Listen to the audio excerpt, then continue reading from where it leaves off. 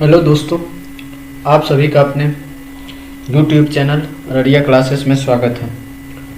आज हम लोग इस क्लास में एनसीईआरटी ज्योग्राफी क्लासिक्स अध्याय 6 पृथ्वी के प्रमुख स्थल रूप के बारे में जो इम्पोर्टेंट फैक्ट्स हैं उनको जानेंगे।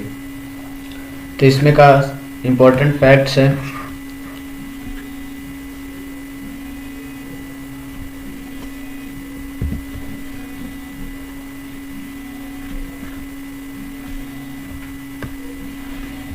इस चैप्टर का सबसे इम्पोर्टेंट फैक्ट है पृथ्वी के अंदर लगातार गतियां हो रही हैं। प्रथम या आंतरिक प्रक्रिया के कारण बहुत से स्थानों पर पृथ्वी की सतह कहीं उठ जाती है और कहीं धंस जाती है। तो यहाँ से अगर सिंपल सा क्वेश्चन बन जाए या कोई क्वेश्चन पूछ दे कि जो पृथ्वी है वो कहीं पे उठी हुई या धंसी हुई क्यों है, उठी हुई या कहीं धंसी हुई क्यों है। तो इसका सिंपल सा आंसर हो गया कि पृथ्वी के अंदर लगातार गति हो रही है और ये आंतरिक प्रक्रिया के कारण कहीं पे उठ जाती है और कहीं पे धंस जाती है। और ये देखिए, ये इंपॉर्टेंट फैक्ट में याद रखिएगा, डिफिनीशन है। जैसे कि पहाड़ी, एक तो ये स्थलीय भाग है और इसकी ऊंचाई भूमि 6 मीटर से अधिक ऊंचाई और खड़ी ढाल वाले पहाड़ी को क्या कहा जाता है, पर्वत। और पहाड़ी क्या होता है, पर्वत का भी डिफिनीशन मिल गया। पर्वत होते हैं कितना, 600 मीटर से अधिक ऊंचाई और खड़ी ढाल वाले पहाड़ी को पर्वत कहते हैं। और जो स्थलीय भाग है और आसपास की भूमि से ऊंचे उठे होते हैं वो होते हैं पहाड़ी। जैसे ये भूमि हो गया समतल और ये भाग उठ गया यहाँ तक, तो ये हो गया पहाड़ी। और इस पहाड़ी की हाइट हो गई 600 मीटर और सीधा तो ये हो गया पर्वत। तो दो चीज़ हमें यहाँ से सीखे कि पृथ्वी कहीं पे उठी हुई क्यों है और कहीं पे धंसी हुई क्यों है। क्योंकि पृथ्वी के अंदर निरंतर आंतरिक क्रियाएं हो रही है और इन्हीं आंतरिक क्रियाओं के कारण पृथ्वी जो है कहीं पे उठी हुई है तो कहीं पे धंसी हुई है। नंबर दूसरा कि पहाड़ और पर्वत में क्या फ़र्क होता है। तो स्थल का भाग जो कहीं उठा हुआ है उसको पहाड़ बोल देता है और उसी पहाड़ की ऊंचाई 600 मीटर से अधिक और ढाल उसकी खड़ी हो जाती है तो वो हो जाता है पर्वत। अब चलते हैं आगे, इम्पोर्टेंट पॉइंट ढूंढते हैं। तो इस पे अब कुछ नहीं है, नेक्स्ट पेज पे चलते हैं। नेक्स्ट पेज पे ये रहा हमारा नेक्स्ट पेज। दूसरी और बाह्य प्रक्रिया। बाह्य प्रक्रिया के बारे में जान लेते हैं। स्थल का लगातार बनने और टूटने की प्रक्रिया है बाह्य प्रक्रिया। पृथ्वी की सतह टूटकर खींच जाने को अपरदन, निक्षेपण क्या होता है, ये दोनों प्रक्रियाएं देख लेते हैं। सबसे पहले तो अपरदन और निक्षेपण दोनों बाह्य प्रक्रिया के कारण होता है। पहला पॉइंट हो गया, अपरदन और निक्षेपण दोनों किस प्रक्रिया के कारण होता है, बाह्य प्रक्रिया के कारण। सतह का टूटकर घिस जाना अपरदन होता है और निक्षेपण क्या होता है, ये देखिए यहाँ पे होता है जैसे अपरदन की क्रिया के कारण नीचे हो जाते हैं। जैसे ये रहा सतह और ये सतह तुरंत घिस, ये सतह रहा, ये इतना मोटा सतह रहा। अब ये सतह निरंतर घिस रही है तो ये इतना पतला हो गया। और फिर उसके बाद से निक्षेपण से क्या हुआ कि ये सतह कहीं से मिट्टी लाकर इस सतह की ऊंचाई इतनी ही कर दी, तो ये निक्षेपण हो गया।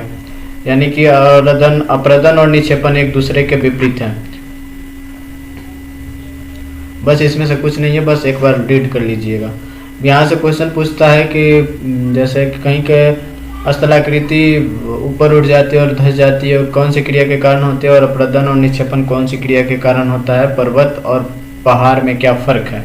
पर्वत के बारे में पढ़ रहे हैं तो पर्वत का तो हमें है कि ये पहाड़ होना चाहिए और पहाड़ कैसा होना चाहिए, सीधा और खड़ा होना चाहिए और ऊंचाई होनी चाहिए 600 मीटर से अधिक, वो उसको हम कहते हैं पर्वत। अब इसके आगे चलते हैं, इसमें क्या होता है। ये पर्वत के बारे में देता है, प्राकृतिक ऊंचाई होती है, इसे छोड़ो। जलवायु ठंडी होती जाती है, इतना इम्पोर्टेंट नहीं है।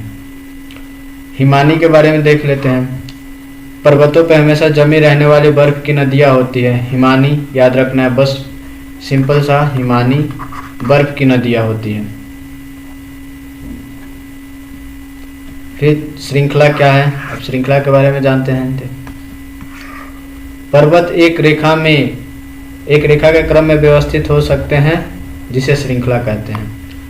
याद रख लेंगे इतना, पर्वत एक रेखा के क्रम में व्यवस्थित हो सकते हैं जिसको हम लोग क्या कहते हैं, श्रृंखला कहते हैं। अब इस पे नेक्स्ट देख लेते हैं। नेक्स्ट कुछ नहीं, अब चलते हैं हम लोग नेक्स्ट पेज पे। ये रहा हमारा नेक्स्ट पेज।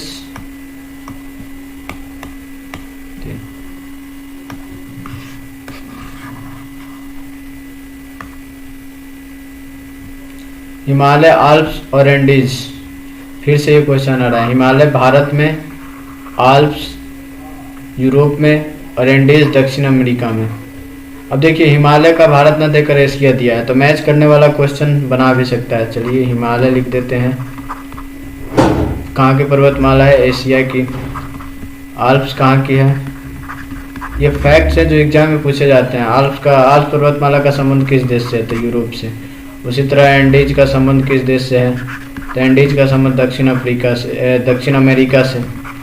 फिर उसके बाद से पूछ देगा रॉकीज का संबंध कहाँ से है, तो रॉकीज का संबंध है उत्तरी अमेरिका से। ये तो सबको पता होगा कि जो पर्वत होते हैं उसकी ऊंचाई और आकार दोनों अलग अलग होता है। अभी पर्वत 3 प्रकार के होते हैं, एक वलित पर्वत, एक भ्रंशोत्त पर्वत और एक ज्वालामुखी पर्वत। हिमालय और आल्प्स वलित पर्वत के उदाहरण हैं। जैसे ये तीनों के डिफिनीशन से क्लियर हो जाएगा कि किस तरह के पर्वत के उदाहरण हैं आगे पढ़ने से। अब तो लेकिन यहाँ से क्वेश्चन भी बनता है। जैसे यहाँ से सिंपल सा क्वेश्चन ये पूछ देगा, चलिए इसे मिटाकर ये समझते हैं, इसे समझते हैं। पर्वत तो 3 प्रकार के हो गए। अब 3 प्रकार में इसको कैसे बांटा गया है उसको समझते हैं। जैसे यहाँ से क्वेश्चन ऐसे पूछता भी है, हिमालय किस प्रकार के पर्वत का उदाहरण है,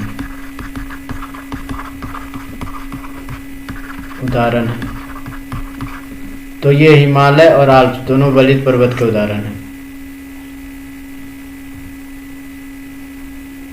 फिर इसमें कुछ नहीं है। अब ये पूछ लेते हैं कि तब भ्रंशोत्त पर्वत के उदाहरण कौन कौन से हैं, तो देख लेते हैं। यूरोप की राइन घाटी और बाजेस पर्वत,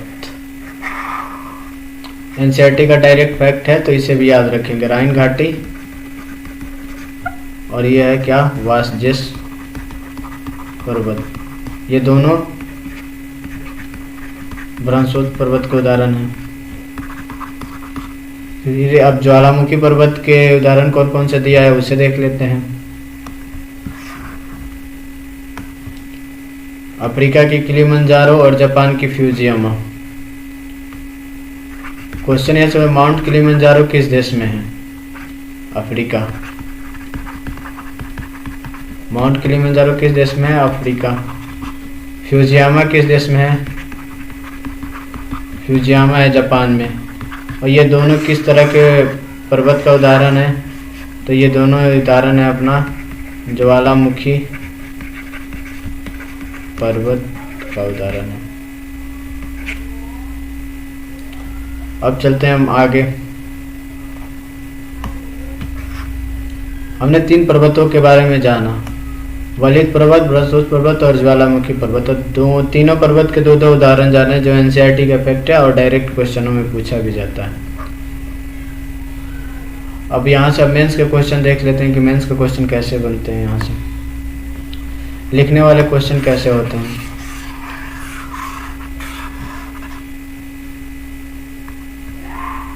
पर्वत हमारे लिए लाभदायक कैसे होते हैं, विस्तार पूर्वक समझाएं। ये उसका आंसर हो जाएगा। पर्वत बहुत लाभदायक होते हैं। पर्वत जल के संग्राहकार होते हैं। बहुत सारे नदियों के स्रोत पर्वतों में स्थित हिमानियों में होता है। जलाशयों के जल लोगों तक पहुँच, तो पर्वत के जल का उपयोग सिंचाई, देख लिया। जल के क्या होते हैं, संग्रहागार, मतलब जल इनके पास होता है। जब जल इनसे पास होता है तो इससे सिंचाई भी हो सकती है, पन बिजली का उत्पादन भी किया जा सकता है। नदी और घाटी वेदिकाओं में जब इनके जल चले जाते हैं तो कृषि के लिए उपयुक्त होते हैं। और इसके साथ साथ पर्वतों पर अलग अलग की वनस्पतियाँ पाई जाती हैं और जीव जंतु भी पाए जाते हैं। और उससे हमें ईंधन, चारा, आश्रय और उत्पाद भी प्राप्त है, जैसे गेंद, रेजिन इत्यादि। उसके बाद से जो पर्वतों में स्थल होता है सैलानियाँ, वो प्राकृतिक सुंदरता देखने के लिए पर्वतीय भाग का उपयुक्त स्थान है। वे पर्वतों की यात्रा और उनके प्राकृतिक सुंदरता देखने के लिए करते हैं। तो ये मतलब ये सारा पढ़ लोगे तो इससे पता चल जाएगा कि पर्वत हमारे लिए लाभदायक कैसे होते हैं। अब चलते हैं नेक्स्ट पेज पे। नेक्स्ट पेज पे ये रहा कुछ। अब नेक्स्ट पेज पे हम पठार के बारे में जानते हैं कि पठार के बारे में क्या लिखा है।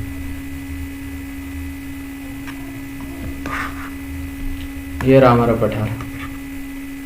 पठार जो होता है उठी हुई रहती है और सपाट भूमि होती है। अब पठार में सबसे ज़्यादा कि क्या क्या इंपॉर्टेंट है वो सारे पढ़ देते हैं। एक तो पठार में सबसे ज़्यादा खनिज मिलते हैं, और इस बुक में क्या क्या फैक्ट दिया है वो भी देख लेते हैं।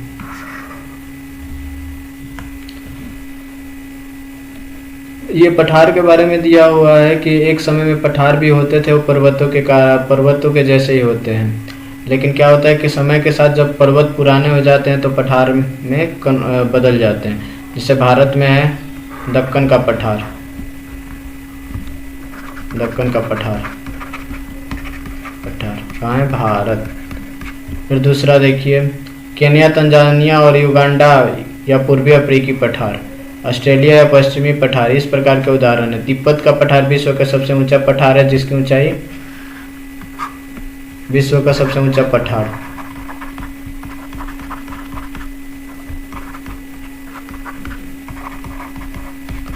तिब्बत का पठार।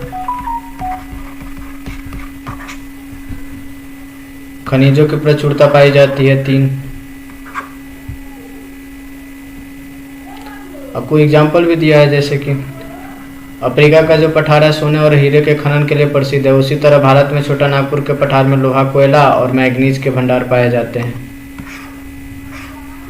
अब चलते हैं नेक्स्ट पेज पे इसके।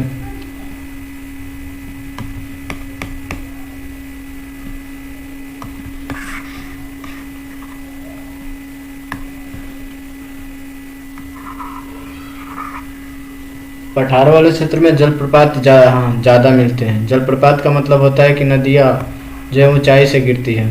जैसे भारत के छोटा नागपुर पठार स्वर्णरेखा पर हुंड्रू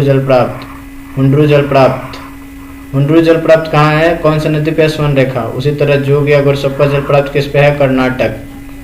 2 फैक्ट्स यहाँ से मिल गया। और उसके बाद से क्या है कि लावा पठार में काली मिट्टी की प्रचुरता होती है, जो उपजाऊ होती है और खेती के लिए काफ़ी अच्छी होती है। अब पठारों में रमणीय स्थल होते हैं जो पर्यटकों को आकर्षित करते हैं। ये काली मिट्टी के बारे में और भी डिटेल्स आप आगे जानोगे।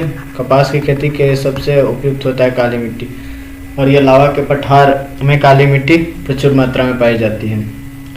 तो यहाँ से क्वेश्चन कंफ्यूज करा दे तो कंफ्यूज नहीं होता है कि लावा के पठार में कौन सी मिट्टी पाई जाती है। तो लावा के पठार में लिख देगा लैटराइट मिट्टी या लाल मिट्टी पाई जाती है, ऐसा नहीं है। लावा के पठार में पाई जाती है काली मिट्टी प्रचुर मात्रा में, तो ये याद रखना। काली मिट्टी कौन से पठार में प्रचुर मात्रा में पाई जाती है? तो लावा के पठार में। अब नेक्स्ट टॉपिक है हमारा मैदान। मैदान के बारे में देखिए कि मैदान में ही आबादी क्यों बसती है, ये सबसे इम्पोर्टेंट है और सोचने वाला है क्वेश्चन। और यहाँ से आप पढ़ के समझ सकते हैं क्या क्या मैदान की ऐसी क्या खूबियाँ हैं कि जहाँ पे ज़्यादा लोग रहते हैं, या घनी बसावट वाला क्षेत्र जो है मैदान ही क्यों है। बस आप पढ़ के समझ लीजिएगा। बाकी इसमें कुछ जो फेमस मैदान है उनके बारे में दिया गया है। जैसे एशिया में स्थित भारत में गंगा और ब्रह्मपुत्र का मैदान फेमस है। उसी तरह चीन में यांगत्से नदी का मैदान फेमस है। और बाकी आप इसे पढ़ोगे तो समझ में आ जाएगा क्या है घनी सबसे अधिक जनसंख्या क्यों बसते हैं। तो एक तो ये मैदान है और यहाँ पे उपजाऊ क्षेत्र मिल जाता है। हमेशा नदियाँ बाढ़ के द्वारा वो आती है, बाढ़ आता है हमेशा। यहाँ पे उपजाऊ भूमि मिल जाता है। और जो है ये क्या रहते हैं समतल मैदान मिल जाता है, परिवहन के साधन मिल जाते हैं, और वगैरह बहुत सारे हैं। इसमें आप पढ़ के आप वो आंसर लिखने की प्रैक्टिस कीजिएगा। बस 5-6 पॉइंट लिखना है, 5-6 पॉइंट यहाँ पे सफिशिएंट मिल जाएंगे। फिर इसके नेक्स्ट टॉपिक पे चलते हैं, इसके नेक्स्ट पेज में चलते हैं। नेक्स्ट पेज में दिया है स्थल, ये इम्पोर्टेंट है।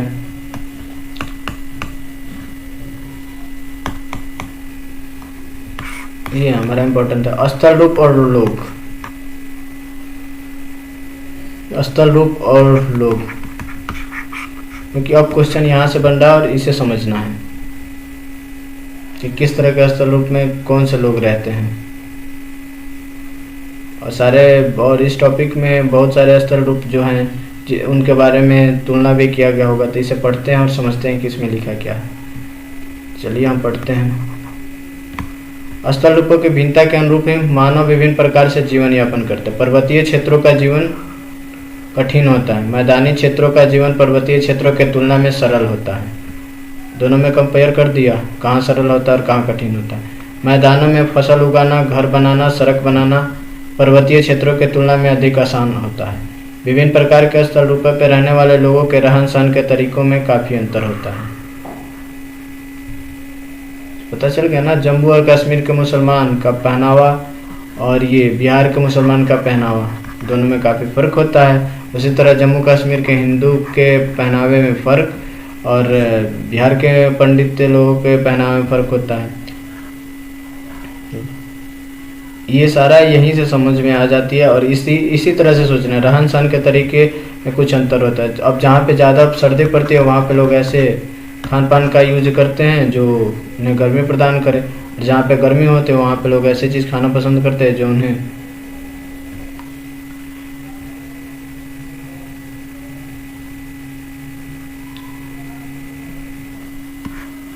चलिए आप इसे स्थल रूप और लोग को एक बार पढ़ के डिस्कस कर लीजिएगा। इसमें कुछ है नहीं फैक्ट, बाकी तो हमने बता ही दिया है और दोनों को कंपेयर करके बताया है। इसमें देखते हैं आगे इसमें और फैक्ट है तो नहीं।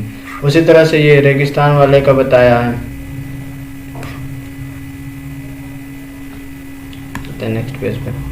नेक्स्ट पेज पे भी आपका कुछ नहीं है इसमें। अब इसके बाद नेक्स्ट पेज पे क्वेश्चन है। इसके क्वेश्चन को हम लोग देख लेते हैं कि किस तरह का क्वेश्चन है इसमें, क्योंकि क्वेश्चन से हमें पता चल जाता है कि हमें पढ़ना कैसे है। चलिए तो हम पहला क्वेश्चन पे चलते हैं। ये रहा पहला क्वेश्चन, देखिए प्रमुख स्थल रूप कौन कौन से हैं, क्वेश्चन आ गया। अभी तो आपने पढ़ा पर्वत पठार, पहाड़ पर्वत पठार मैदान, पर्वत और पठार में अंतर। पर्वत का वही लिख दे कि पहाड़ है सीधा और सीधा ढाल होता है इसका, और ये क्या होता है वो 600 मीटर से इसकी ऊंचाई ज़्यादा होती है। जब पर्वत काफ़ी दिनों तक हो जाता है तो पठार का रूप ले लेता है और इसमें क्षरण उड़न होने लगता है काफ़ी समय तक। फिर पर्वतों के विभिन्न प्रकार कौन कौन से हैं, तो पर्वत के विभिन्न प्रकार वही है बलित, भ्रांसोस, ये सारे जो 3 हमने, ज्वालामुखी। फिर मनुष्य के लिए पर्वत किस प्रकार से उपयोगी हैं, तभी तो पढ़ाया गया था। मैदान का निर्माण किस प्रकार से होता है, ये भी पता है। नदियों द्वारा निर्मित मैदान सघन जनसंख्या वाले क्यों होते हैं, मैंने बोला था, उसको स्टडी करके आप लोग लिख लीजिए। पर्वतों पर जनसंख्या क्यों होती है, क्योंकि वहाँ पे हार्ड होता है जीवन। फिर पर्वत पठारों कैसे भिन्न होते हैं, पर्वत पठारों से भिन्न होते हैं ऊंचाई में। चलो ऐसे ही आप लोग सारा क्वेश्चन जो है कर ले जाओगे। फिर दूसरा क्वेश्चन है, देखो हिमानी कहाँ पाई जाती है, चर्चा है पर्वत पे भाई। दक्कन का पठार कहाँ है, तो ये तो अपने भारत में है। फिर उसके बाद से यांगत्से नदी, चीन, महत्वपूर्ण पर्वत श्रृंखला पूछ रहा है। आल्प्स समतल भूमि मैदान में मिलती है। हिमालय और आल्प्स नवीन बलित पर्वत के उदाहरण है। खनिज कहाँ मिलता है, पठार में।